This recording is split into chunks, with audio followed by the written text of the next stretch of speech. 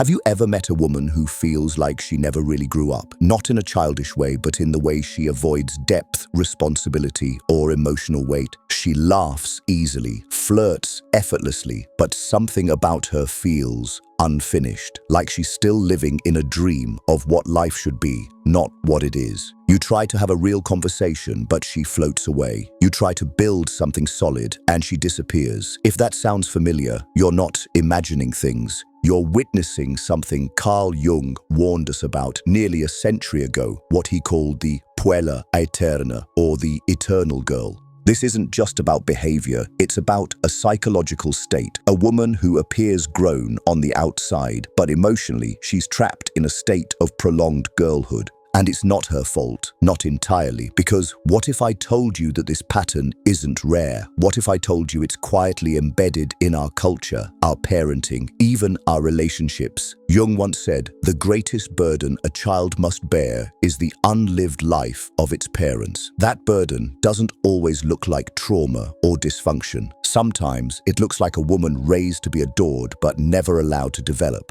A woman rewarded for being small, cute, pleasing, never messy, never complex, never fully real. And so she grows up, but only in body. Internally, she stays where it's safe, inside the fantasy of being taken care of, rescued, cherished, unconditionally. She doesn't realize she's living out an archetype, but the people closest to her feel it. They feel it in the emotional weight they're forced to carry, in the unpredictability, in the way love starts like a fairy tale but ends like they've become the parent instead of the partner. This script isn't about shame, it's about understanding, because you can't change what you don't name. And the Eternal Girl, she hides in plain sight. You've seen her, you may have dated her, you may even be her. So let's talk about what it really means when a woman acts like a girl, not a woman, and why this archetype is more dangerous than it seems.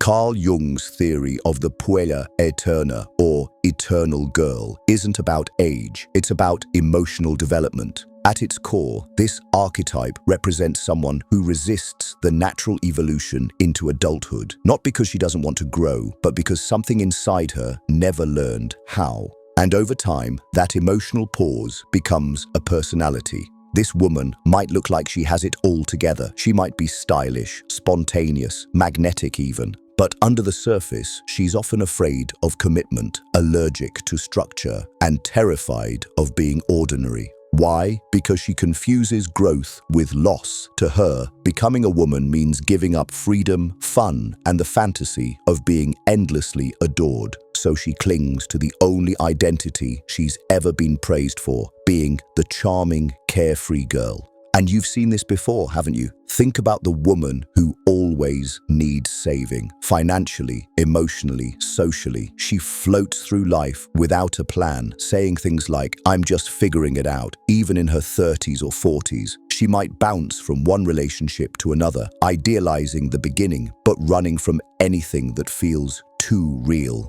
Or she might have endless passions she starts but never finishes. It's not that she's incapable, it's that deep down she's afraid that stability will make her invisible. It's the co-worker who never takes accountability, blaming everyone else when things go wrong, or the friend who turns every conversation into a drama about herself. Or maybe it's the girl who, in relationships, insists on being worshipped, but recoils the moment emotional intimacy asks her to be seen fully, flaws and all. What's dangerous here isn't just immaturity, it's the illusion. The Eternal Girl convinces herself and others that she's free, that she's simply living in the moment. But freedom without depth isn't freedom, it's escape. And Jung warned that this pattern, left unchecked, often leads to depression, anxiety, or even a midlife collapse. Why? Because a life lived in perpetual girlhood eventually becomes a prison. No roots, no fulfillment, just performance. So let me ask you,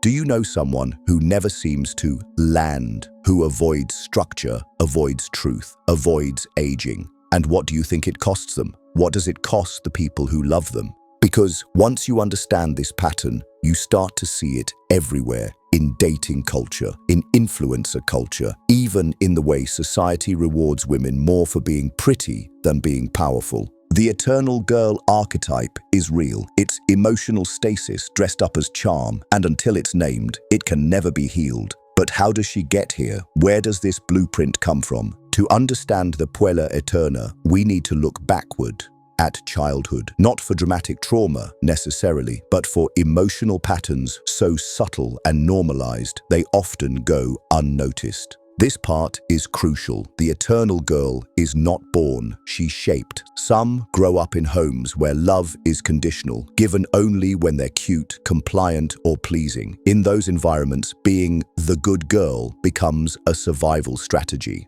Others are raised by emotionally immature parents where the child ends up caretaking the adult's feelings. So she learns early, don't rock the boat, don't grow too fast, and never, ever make anyone uncomfortable. There are also cases where she's idealized too much. Maybe she's the only daughter, the princess, the one who could do no wrong. And instead of learning resilience, she learns perfection. She becomes afraid to fail, afraid to age, afraid to evolve, because growth might mean disappointing the image others hold of her.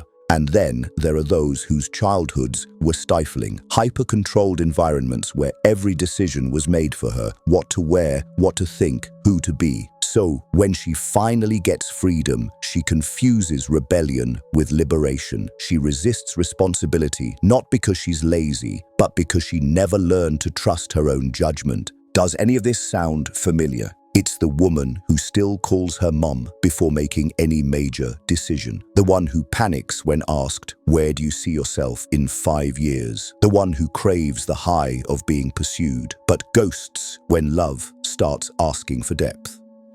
And here's the heartbreaking part. Many of these women don't realize they're stuck. They think they're free spirits just not ready to settle, but really they're trapped in a pattern that began before they had the language to understand it. Carl Jung wrote, "Until you make the unconscious conscious, it will direct your life and you will call it fate." That's exactly what happens here. The eternal girl doesn't choose her patterns, but if she doesn't confront them, she will repeat them over and over again with different people in different cities behind different smiles. So now that we know where she comes from, let's talk about how she shows up, what she believes, how she behaves, and why it often leaves others emotionally exhausted. At this point, it's important to understand that the eternal girl doesn't wear a label. She doesn't walk around announcing, "Hey, I'm stuck in girlhood." She often believes she's living authentically. But what she doesn't realize is that much of her behavior is driven by avoidance, avoiding responsibility, avoiding stillness, avoiding the discomfort that comes with being fully known. Let's start with her behavior. She often appears light, fun, and unpredictable. She may come off as quirky or impulsive, the type of person who says, "I just go with the flow," but really means, "I don't want to make decisions." In relationships, she craves intensity, the spark, the butterflies, the dramatic gestures. But when things become routine or require emotional work,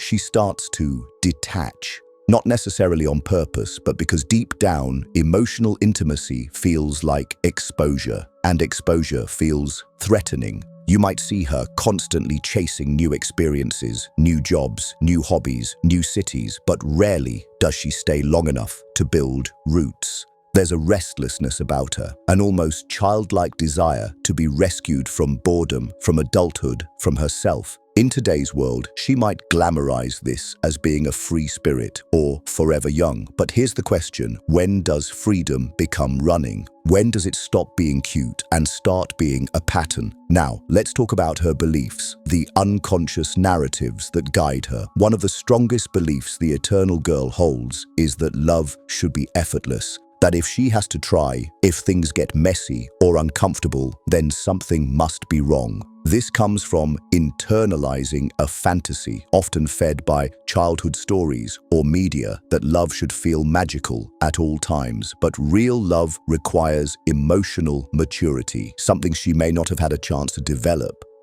she also tends to see herself as the exception to the rule. Other people have to grow up, settle down, take on responsibilities, but not her. In her mind, she's different. And in a way, she is. She's emotionally frozen at the age where she felt safest being seen. Finally, her blind spots. She doesn't recognize how much emotional labor she places on others, how often she leaves people to clean up the mess. At work, in friendships, in love, she may think she's just being true to herself, but others experience it as flakiness, irresponsibility, or even manipulation. Have you ever felt like you were doing all the emotional heavy lifting in a relationship while the other person kept floating above it all? Have you ever felt like someone refused to meet you where life was actually happening?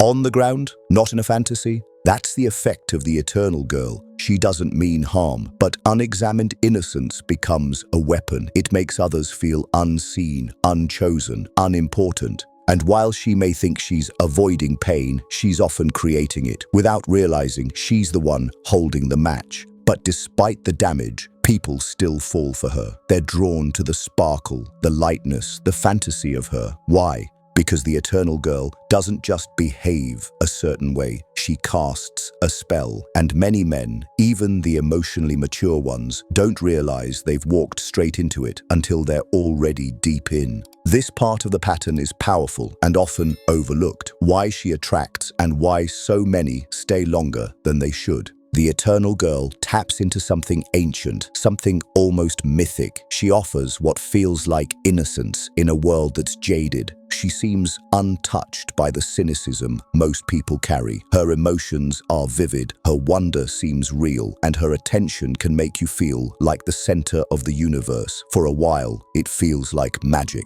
To a man who's been exhausted by responsibility, she represents escape. To a man with a rescuer complex, she's a mission. And to a man who confuses passion with emotional volatility, she's the ultimate high. But here's the catch. She often draws in the kind of man who wants to feel strong by being needed. He may tell himself he's helping her grow, that he's teaching her stability or protecting her from the world. But in reality, he's enabling the cycle. He's falling for a girl, not a partner.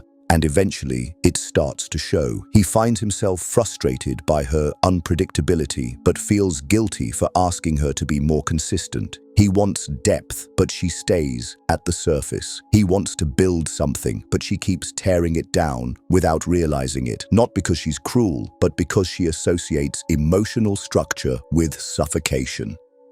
Ask yourself, have you ever been in a relationship where your love started to feel like babysitting, where you were constantly calming someone down, cleaning up after emotional outbursts, or feeling like your needs didn't fit into their fairy tale? This is the cost of the spell, and it's not just in romantic relationships. You'll see this dynamic in friendships too. The eternal girl might lean heavily on one friend, only to disappear when she finds new excitement. She might require constant reassurance, but offer very little in return. And still, people keep letting her back in. Why? Because she makes you feel needed. And sometimes, feeling needed feels like love, until you realize it's one-sided. Carl Jung believed that every archetype survives because it offers something seductive. The eternal girl survives not because she's bad, but because she reflects a longing we all have to stay young, to feel chosen, to never face the heaviness of life. But what starts as a dream often becomes a trap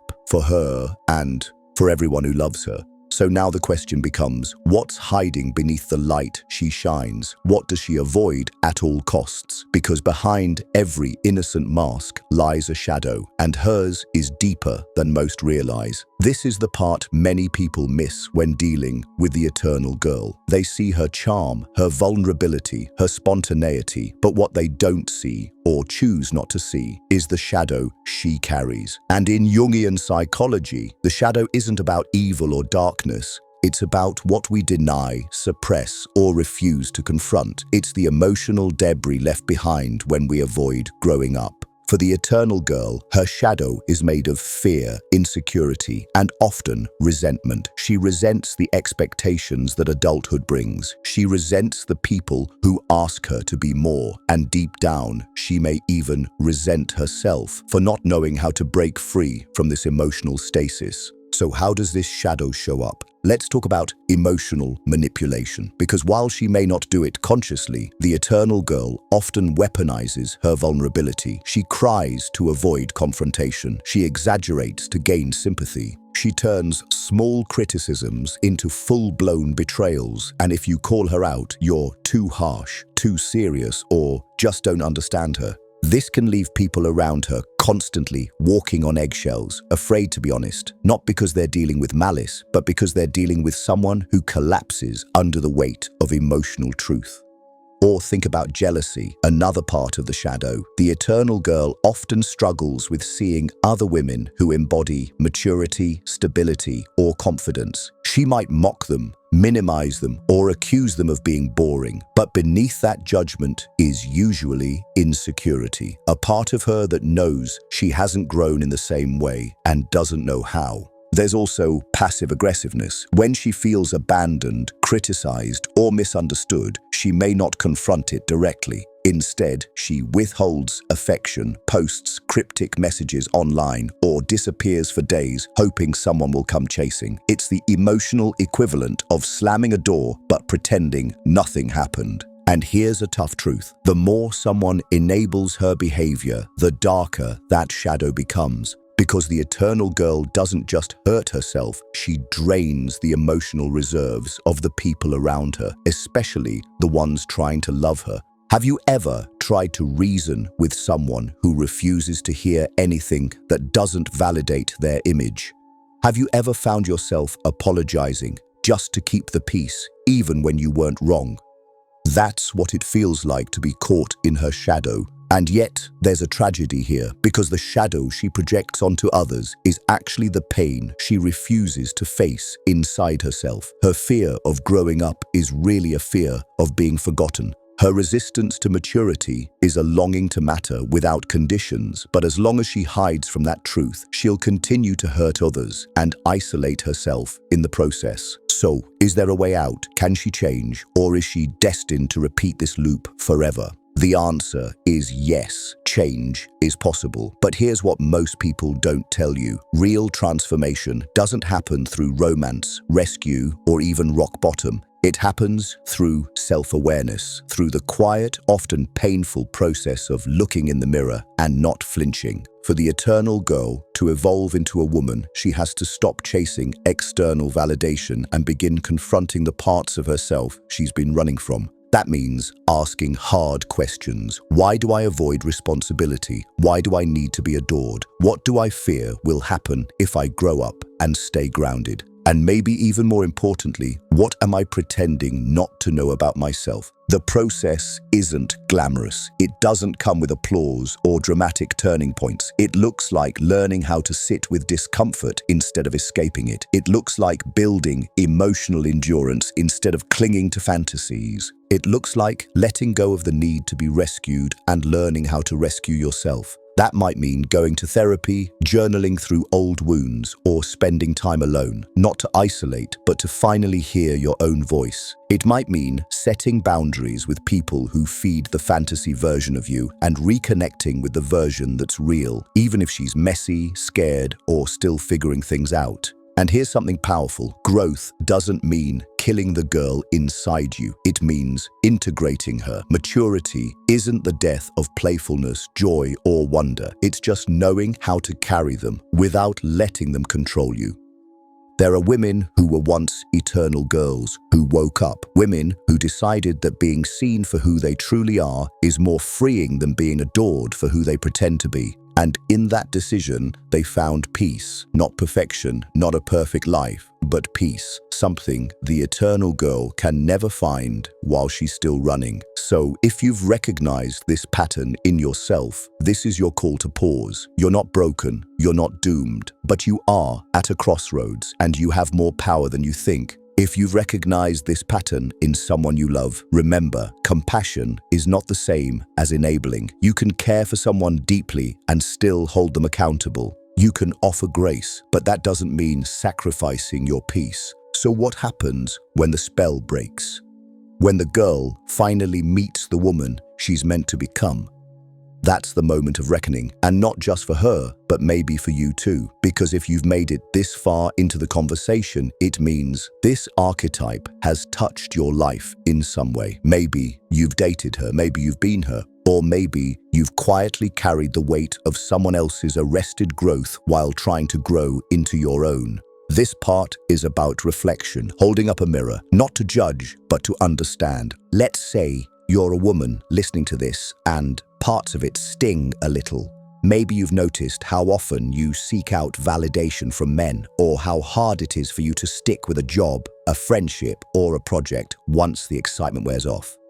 Maybe you've caught yourself ghosting people, not because they did something wrong, but because they asked you to be consistent. Maybe deep down, you know you've been choosing fantasy over reality, and now it's catching up with you. What would it mean to stop performing and start becoming? Or maybe you're a man who's constantly drawn to women who feel light and lovely at first, but who leave you emotionally bankrupt in the end. Maybe you've told yourself, I just like feminine women, or I like taking care of people, when what you've really been doing is parenting your partner instead of growing alongside her. What would it mean to stop playing savior and start choosing reciprocity? And maybe for some of you, this hits even closer to home. Maybe your own mother, sister, or best friend carries this archetype. And for years, you've made excuses for her. You've told yourself, that's just how she is. But deep down, you've felt the distance, the imbalance, the weight of holding space for someone who doesn't hold any for you.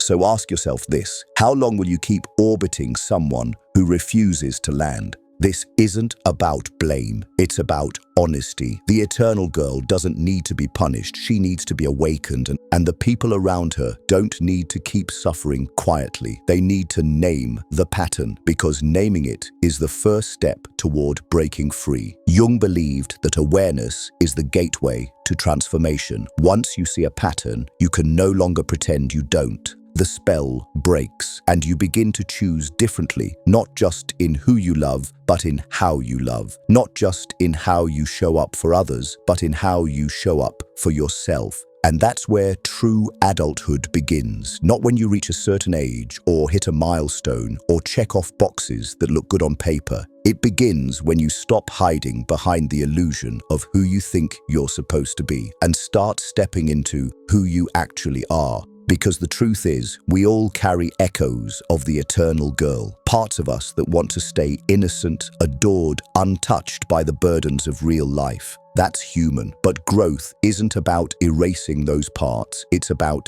integrating them, learning to hold space for joy and responsibility, for playfulness and purpose, for softness and strength. If you're someone who's felt stuck in this loop, this is your invitation to begin again, slowly, quietly, intentionally, because every time you choose presence over performance, truth over fantasy, reality over escape, you're building the woman you were always meant to become. And if you've loved someone like this, you don't have to carry them anymore. Love them, yes. Wish them well, absolutely. But let them take responsibility for their journey. You have your own evolution to honor. Now I want to hear from you. Have you ever encountered the eternal girl in others or in yourself? What part of this resonated the most? Drop your thoughts in the comments. I read everyone. This space is for real conversations, not just content. And if you found this insightful, make sure you subscribe for more videos that dive beneath the surface of human behavior, archetypes, and emotional transformation.